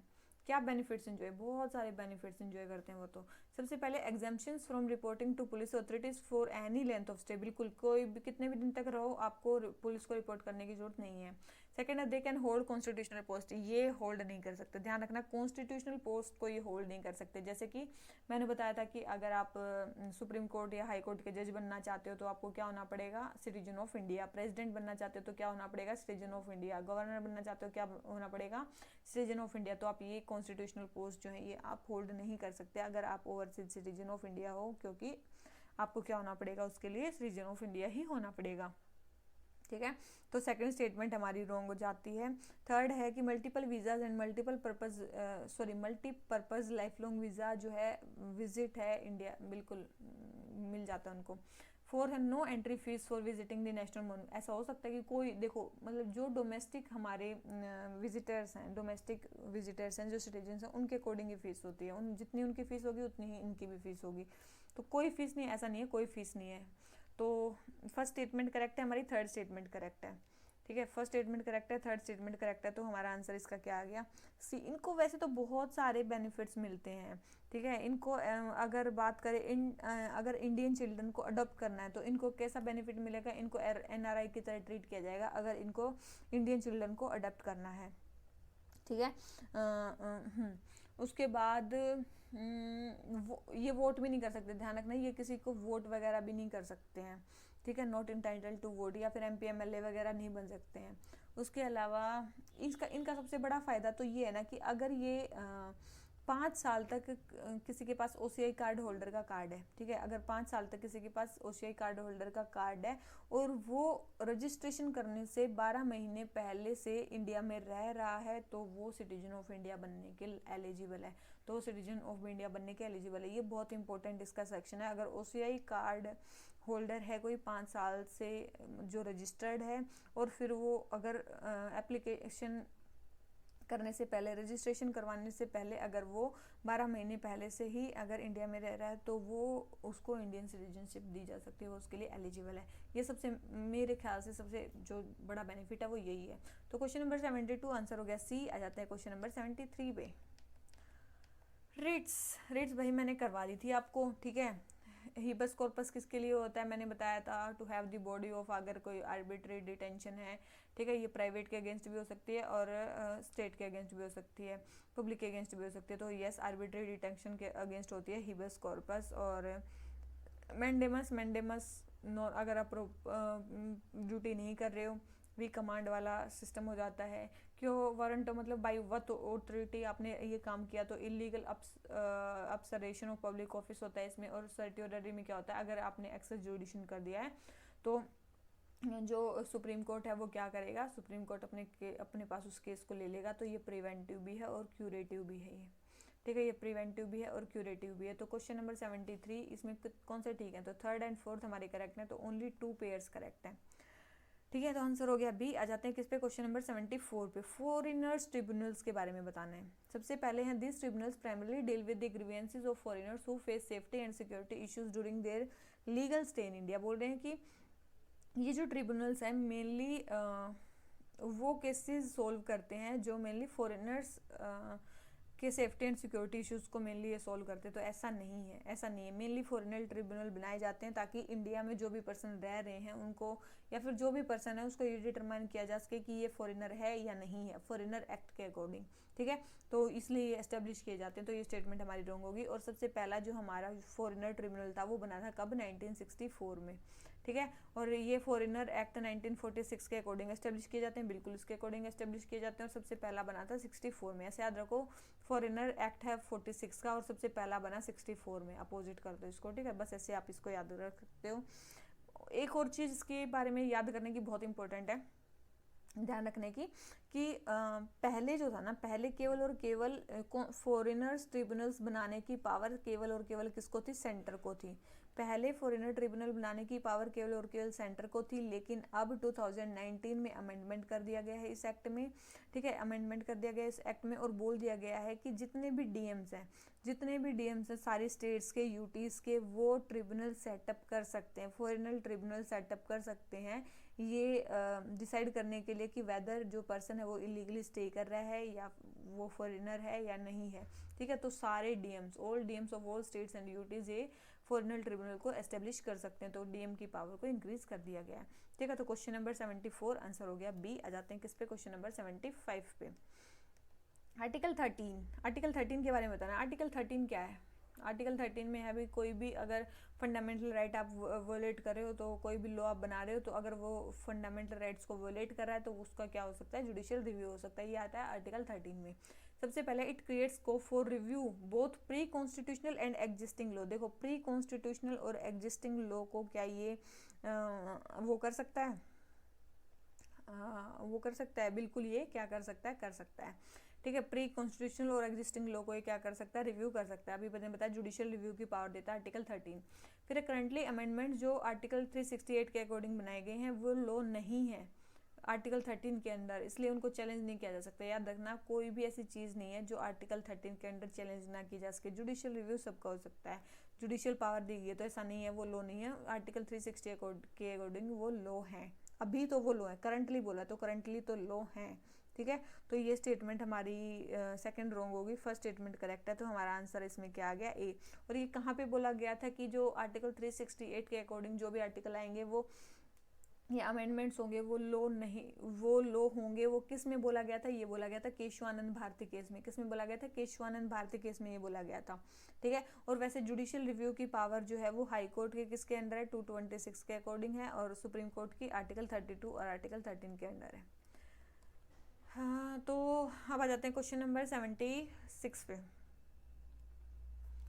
हमें बताना है कि which of the following articles of the Indian constitution has been called the very soul of the constitution. Very soul of the constitution जो है कौन से आर्टिकल को बोला गया था, तो आर्टिकल 32 को बोला गया था, ठीक है। आर्टिकल 32 को बोला गया था very heart and soul of the constitution, ठीक है। ये किसके लिए है, कॉन्स्टिट्यूशनल रेमेडीज के लिए। आर्टिकल किसके लिए है, कॉन्स्टिट्यूशनल रेमेडीज के लिए, जिसमें कॉन्स्टिट्यूशन अगर कोई फंडामेंटल राइट वोलेट होता है तो उसमें पावर देता है सुप्रीम कोर्ट को कि वो उसका क्या कर सकता है, रिव्यू कर सकता है, ठीक है, आर्टिकल 32 के अकॉर्डिंग। तो क्वेश्चन नंबर 76 आ जाते हैं क्वेश्चन नंबर 77 पे। रिट ज्यूरिडिक्शन के बारे में बताना है। रिट अभी देखी थी हमने, देखो ये वाली जो रिट्स थी। रिट ज्यूरिडिक्शन जो हाई कोर्ट की हैं वो वाइड हैं सुप्रीम कोर्ट से, बिल्कुल मैंने बताया था हाई कोर्ट की रिट सुप्रीम कोर्ट से ज़्यादा होती हैं। क्यों होती हैं, क्योंकि सुप्रीम कोर्ट जो है वो केवल और केवल फंडामेंटल राइट्स को के प्रोटेक्शन के लिए इशू किया जा सकता है, लेकिन जो हाई कोर्ट है वो अदर केसेस के लिए भी रिट्स जो है वो इशू कर सकता है। Second, in high courts writs can be issued only against violation of fundamental rights. ऐसा नहीं है, ये केवल सुप्रीम कोर्ट के लिए है। लेकिन इस सुप्रीम कोर्ट की भी पावर को कौन बढ़ा सकता है, रिट ज्यूरिडिक्शन की पावर को पार्लियामेंट इंक्रीज कर सकती है अगर चाहे तो, ठीक है। तो क्वेश्चन नंबर 77 हमारा आंसर हो गया ए, आंसर हो गया ए। अब आ जाते हैं क्वेश्चन नंबर 78 पे। हमें बताना है कॉन्स्टिट्यूशन ऑफ इंडिया के बारे में। इंडियन कॉन्स्टिट्यूशन जो कैलीग्राफर थे वो थे प्रेम बिहारी नारायण रजीदा, बिल्कुल यही थे। और वसंत कृष्ण वैद्य जो थे उन्होंने हिंदी ट्रांसलेशन को कैलीग्राफ किया था। तो ये भी स्टेटमेंट हमारी क्या करेक्ट है, दोनों ही स्टेटमेंट हमारी करेक्ट है। तो आंसर हमारा क्या हो गया, सी। अब जाते हैं क्वेश्चन नंबर 79 पे। हमें बताना है पार्लियामेंट्री सिस्टम के बारे में कि इंडिया ने, क्या रीजन था कि इंडिया ने मेनली पार्लियामेंट्री सिस्टम को अडॉप्ट किया, ठीक है, देख लेते हैं। सबसे पहले प्रेफरेंस टू रिस्पॉन्सिबिलिटी और स्टेबिलिटी, बिल्कुल हमने रिस्पॉन्सिबिलिटी को ज़्यादा प्रेफरेंस दी, बिल्कुल सही स्टेटमेंट है।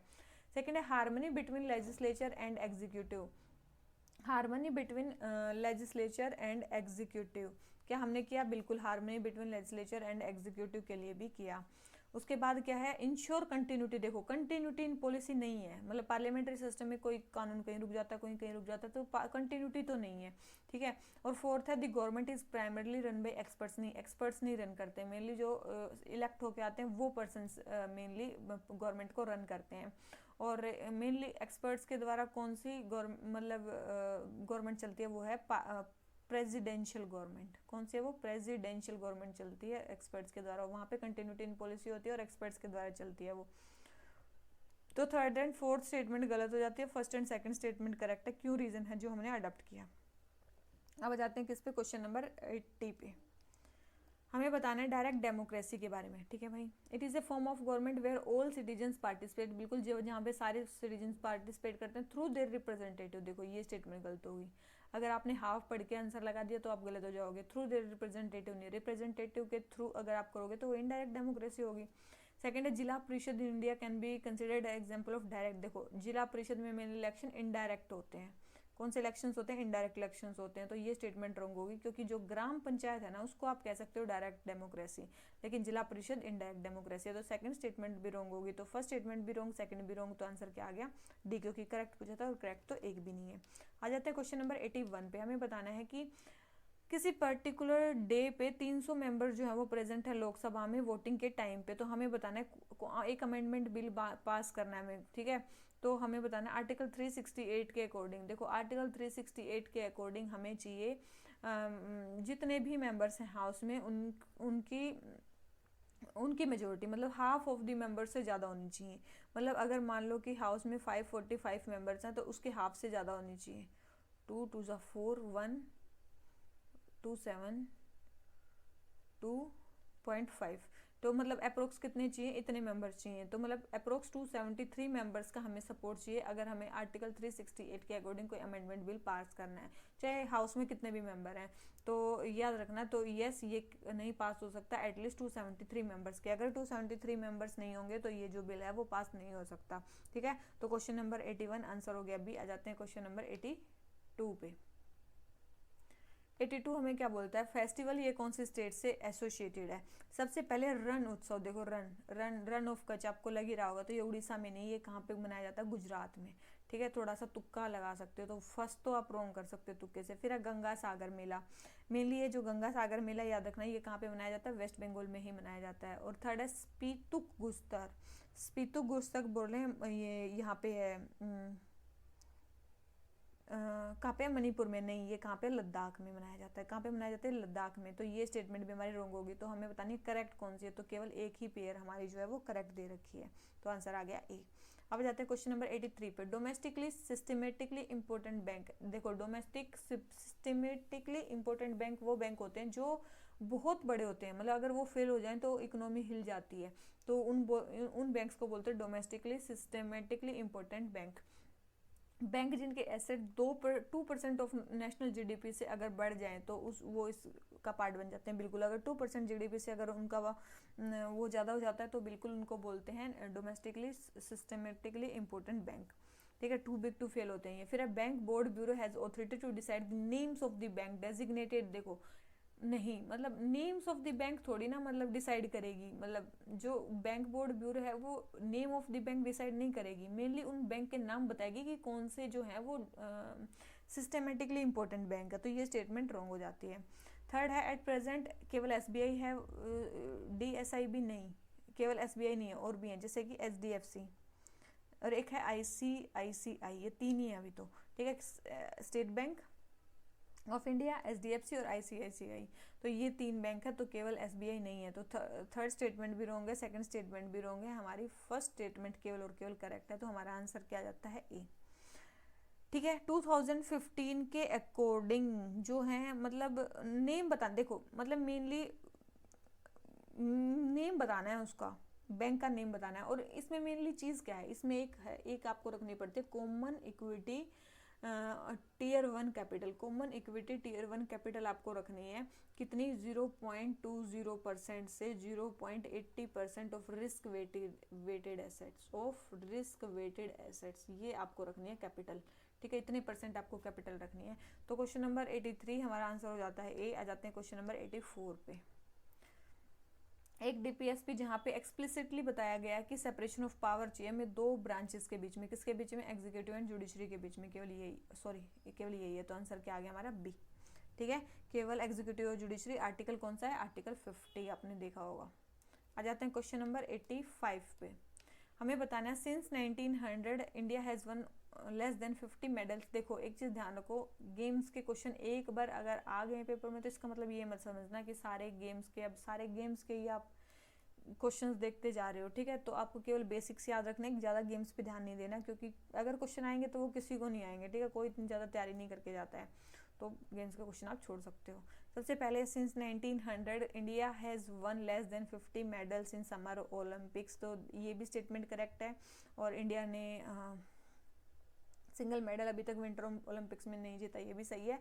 और केवल 2 गोल्ड मेडल हमने जीते इंडिविजुअल कैटेगरी में समर ओलंपिक्स में, तो ये भी हमारा क्वेश्चन सही है। और हमने 2 मेडल्स कौन से जीते हैं, सबसे पहले अभिनव बिंद्रा ने जीता था, ठीक है, 2008 में, और अभी एक जीता है, अभी एक अभिनव बिंद्रा ने और एक नीरज चोपड़ा ने, ठीक है, 2020 में। तो क्वेश्चन नंबर 85 आंसर डी। आ जाते हैं किस पे, क्वेश्चन नंबर 86 पे। Recently a notification was issued to make Orang National Park more than thrice its existing site। अच्छा देखो, एक नोटिफिकेशन आई थी जिसमें ओरांग नेशनल पार्क के साइज को बढ़ाने की बात की जा रही थी, तो हमें ओरांग नेशनल पार्क के बारे में बताना है। बोल रहे हैं कि ये साउदर्न बैंक पे ब्रह्मपुत्रा के, बिल्कुल गलत है, ये कौन से बैंक पे, नॉर्दर्न बैंक पे है, ठीक है, याद रखना, नॉर्दर्न बैंक पे, साउदर्न बैंक पे नहीं है, तो फर्स्ट स्टेटमेंट ही हमारी रॉन्ग हो गई, ठीक है, ठीक है। सेकंड है पिग्मी होग, एक critically endangered mammal inhabits the Orang national park, यहाँ पे पिग्मी होग रहता है, बिल्कुल यहाँ पे पिग्मी होग रहता है, ठीक है। थर्ड है ओरांग नेशनल पार्क जो है वो इम्पोर्टेंट बर्ड एरिया भी आइडेंटिफाई कर लिया है बर्ड लाइफ इंटरनेशनल ने, तो याद रखना इंपॉर्टेंट बर्ड एरिया कौन आइडेंटिफाई करता है, बर्ड लाइफ इंटरनेशनल, और ओरांग नेशनल पार्क को इम्पोर्टेंट बर्ड एरिया भी वो किया गया है, तो ये भी स्टेटमेंट करेक्ट है। वैसे ओरांग नेशनल पार्क को नेशनल पार्क कब बनाया गया था, 1999 में, ठीक है। इसको मिनी काजीरंगा भी बोला जाता है, मिनी काजीरंगा नेशनल पार्क भी इसको बोला जाता है।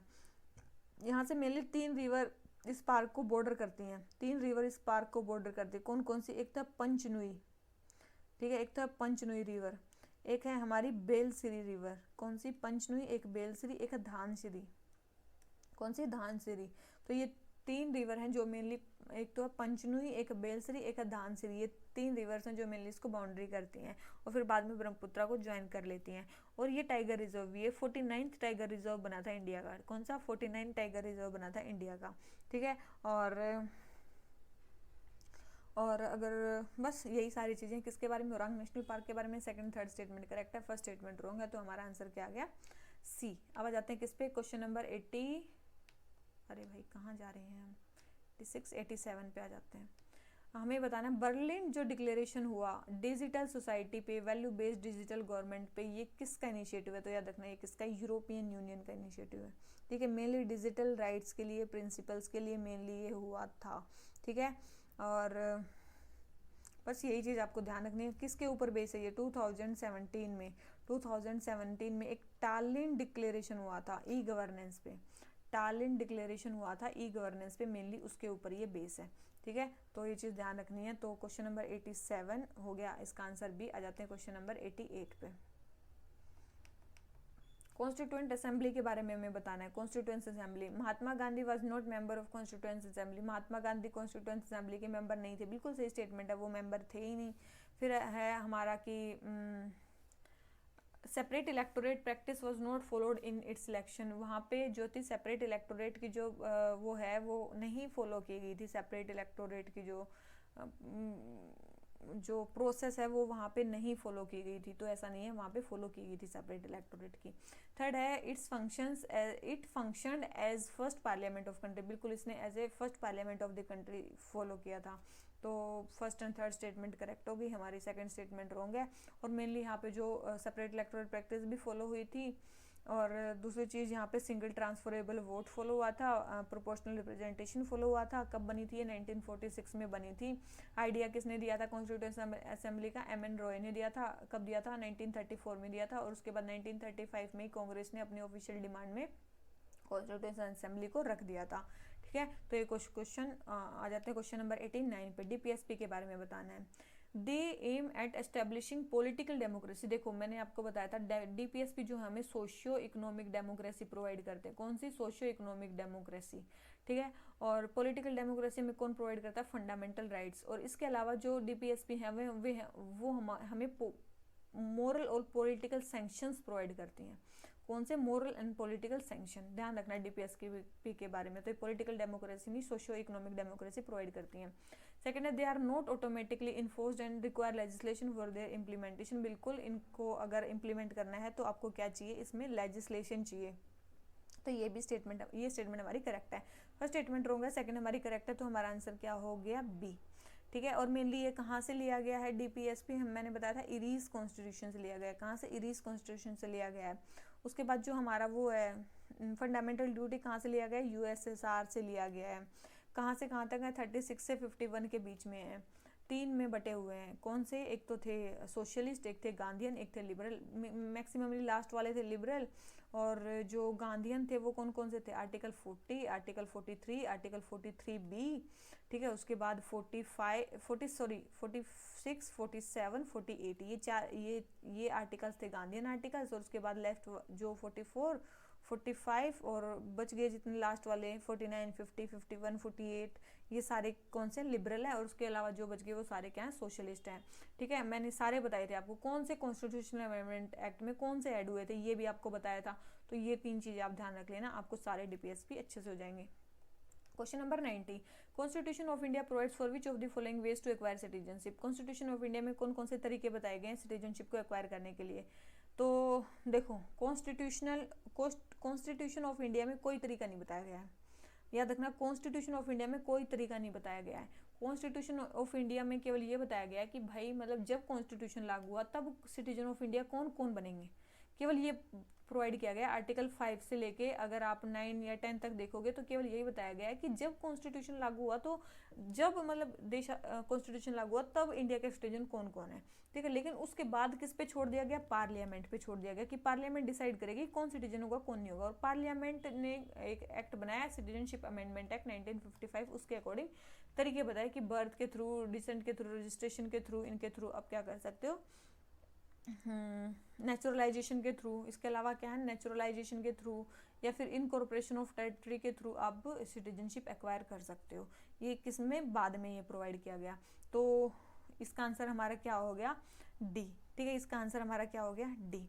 सो कॉन्स्टिट्यूशन प्रोवाइड नहीं करता है, मेनली वो एक्ट प्रोवाइड करता है। आ जाते हैं क्वेश्चन नंबर 91 पे। हमें बताना है रिव्यू पेटिशन और क्यूरेटिव पेटिशन के बारे में। ठीक है, आर्टिकल 147 जो कॉन्स्टिट्यूशन का है वो बताता है कि the supreme court has the power to review its judgments pronounced by. देखो आर्टिकल 147 जो है ना वो बिल्कुल ये बताता है कि जो सुप्रीम कोर्ट है वो अपने जो भी डिसीजन दिया है उसको क्या कर सकता है? रिव्यू कर सकता है। बिल्कुल ठीक है, ये चीज ध्यान रखना। आर्टिकल 137 में लिखा हुआ है कि जो सुप्रीम कोर्ट है उसके पास पावर है अपने डिसीजन को रिव्यू करने की। There is limit of 30 days for filing a curative and review petition. याद रखना, कोई लिमिट नहीं है। ठीक है, कोई लिमिट नहीं है क्यूरेटिव पेटिशन को फाइल करने की और रिव्यू पेटिशन को फाइल करने की। ठीक है, ये चीज़ रॉन्ग है।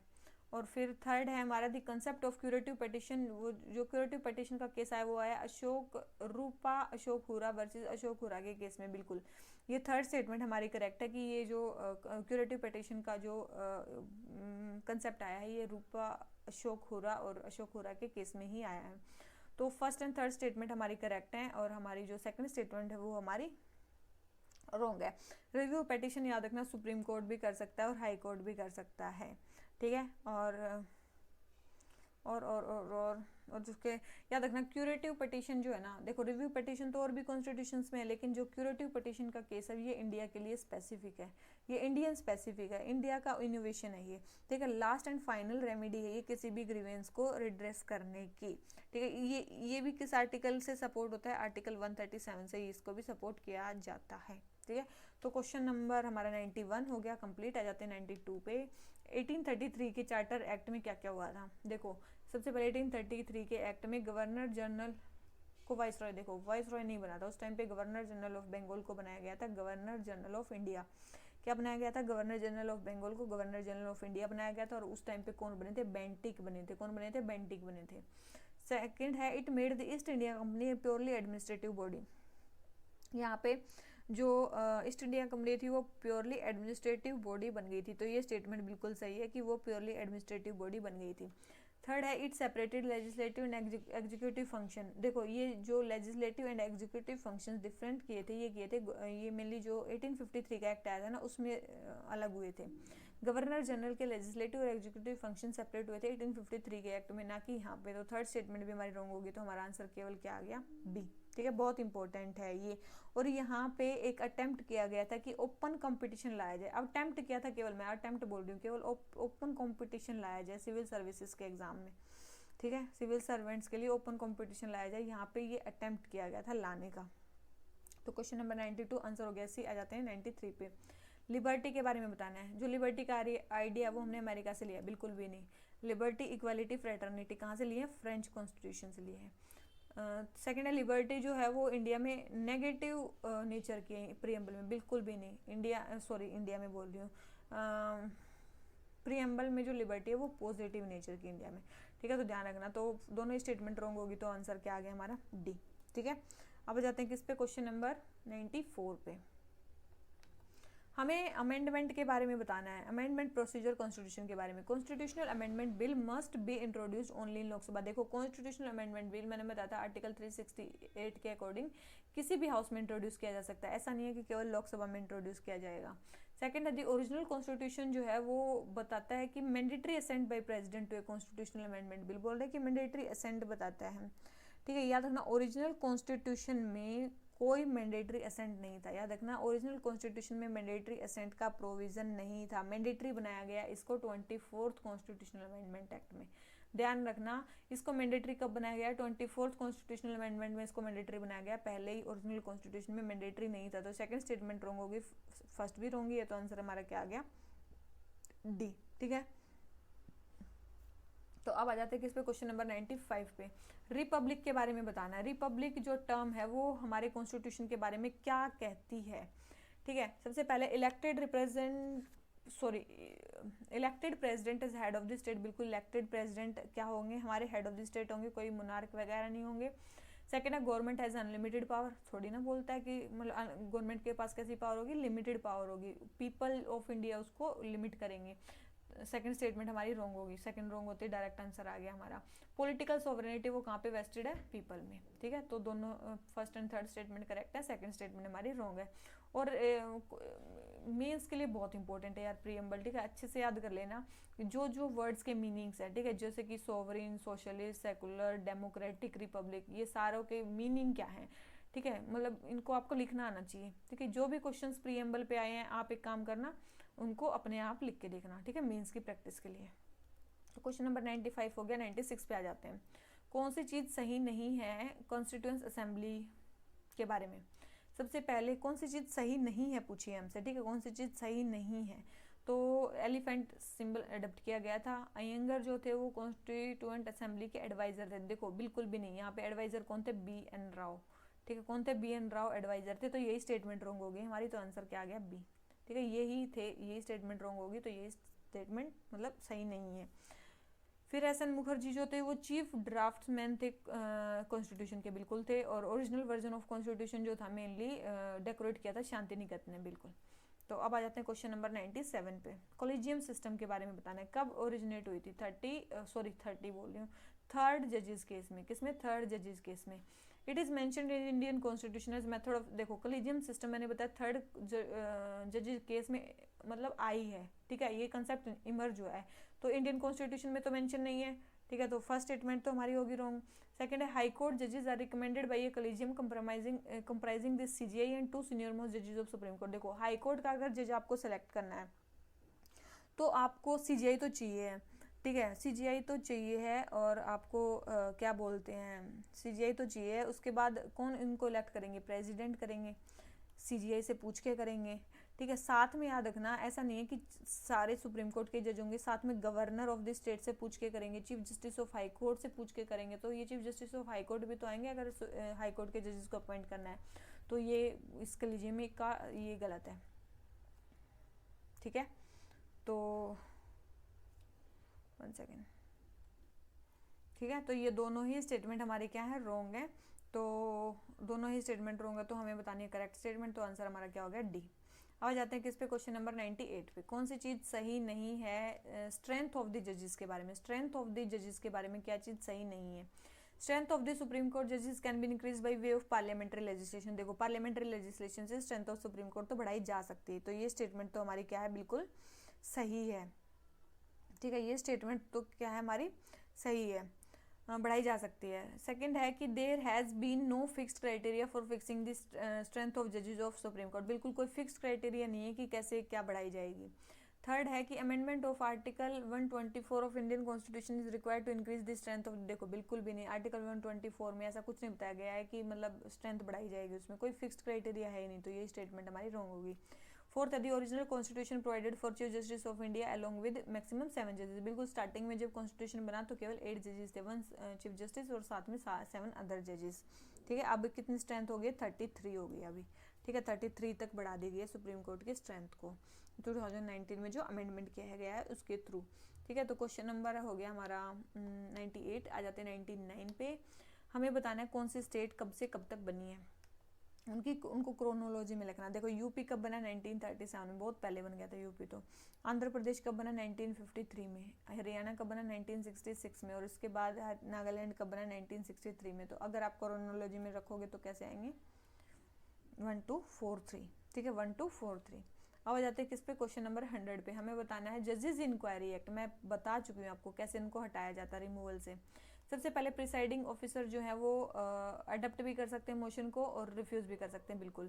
सेकंड है प्रेसिडेंट जो है वो 3 मेंबर की कमेटी बनाएंगे कंप्लेंट्स को वो करने के लिए, इन्वेस्टिगेट करने के लिए। बिल्कुल भी नहीं, प्रेसिडेंट नहीं बनाएंगे, कौन बनाएंगे, presiding officer of the house ही बनाएंगे, और 3 member committee. Second statement wrong. Third है motion of removal is required to be adopted by each house of parliament by absolute majority. देखो एब्सोल्यूट मेजोरिटी नहीं होगी, यहाँ पे चाहिए होगी कौन सी मेजोरिटी, स्पेशल मेजोरिटी। कौन सी चाहिएगी, यहाँ पे स्पेशल मेजोरिटी की रिक्वायरमेंट होगी, एब्सोल्यूट मेजोरिटी की रिक्वायरमेंट नहीं होगी। और इसके अलावा आज तक कोई जो जज है वो कभी इम्पीच हुआ ही नहीं है।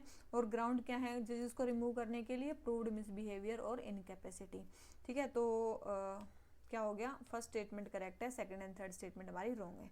देखो केवल और केवल आपको जो बेसिक्स कंसेप्ट है ना पॉलिटी के वो पता होने चाहिए। अभी मैं बोल रही हूँ सिलेक्शन जो है ना वो आपके बेसिक्स चीज़ें हैं वही करवाएंगी। बेसिक्स अगर आपके स्ट्रॉन्ग हैं तो आपका प्री क्लियर हो सकता है, अगर आपके बेसिक्स जो हैं वो रॉन्ग हैं तो आप सेलेक्ट नहीं हो पाओगे, ठीक है। एक चीज़ ध्यान रखना, अगर आपके बेसिक्स अगर आपके मतलब स्ट्रॉन्ग नहीं है ना तो आप फिर नहीं इससे मतलब वो कर पाओगे, ठीक है।